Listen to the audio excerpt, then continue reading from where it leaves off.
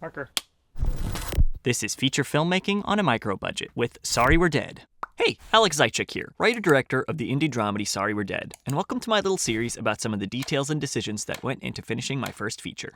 Our little micro-budget film has a couple segments of animation, including these angel and devil characters on Lana's shoulder in the cafe, and this scene with some stop motion a little later in the film. For a micro-budget film like ours, I would call these some of the big-budget moments in the movie, not because they were outrageously expensive, but just because they represented a larger cost per minute of screen time than other parts of the movie. For the 2D animation, I originally did a temp animation myself, and then I planned to do another pass on this animation if I could. However, as I was trying to chase some film festival deadlines, ultimately I had my buddy Kyle Labriola take over the animation of this scene. Meanwhile, for the stop motion, I did this in collaboration with our art director Hugo Fatt, who's also interested in stop motion. We made this film in about 12 full shoot days, plus a few tiny skeleton crew days, and an entire 12-hour shoot day was dedicated to this scene of Lana and Bertha sitting on the bed and turning to stop-mo, sometimes also called pixelation when you stop motion animate humans. No other scene in the film took over an entire shoot day like this. We just couldn't afford to do that. We could have faked this in some way also, such as just shooting the scene normally and then slowing down the frame rate, but that really wouldn't have achieved the desired effect. I really wanted to try the stop motion scene the proper way, so I decided I was okay with this one scene taking over a significant portion of the schedule, and therefore budget. Sarah Lee and Catherine Park, the two actors here, were real champs. It would often take 1 to 2 hours just to stop motion out a single sentence.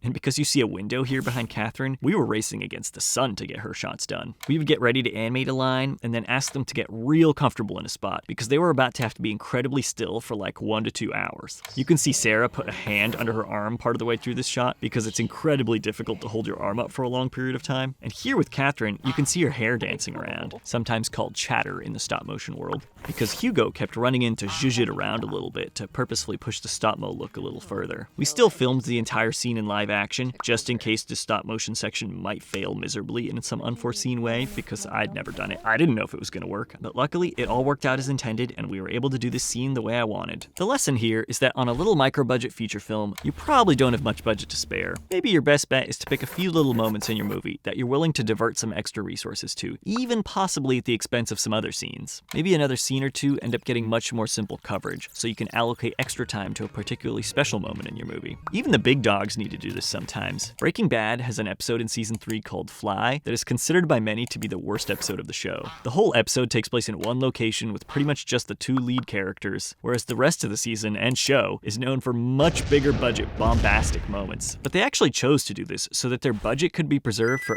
other big budget moments they had in mind in the rest of the season. It's kind of the inverse of my problem, where I could only afford to have 1 or 2 bigger budget moments, whereas Breaking Bad is full of big budget moments, so they needed to scale back just for an episode to be able to afford the rest of it. But it's still the same basic principle at play, and it's one that most filmmakers need to contend with in one way or another. Alright, check out these animated big budget moments in our micro budget feature film Sorry We're Dead. There's a lot of other funky stuff like that in the film, so go check it out on platforms like Amazon, Apple TV, Vimeo On Demand, or for free on Tubi. I'll see you in the next one.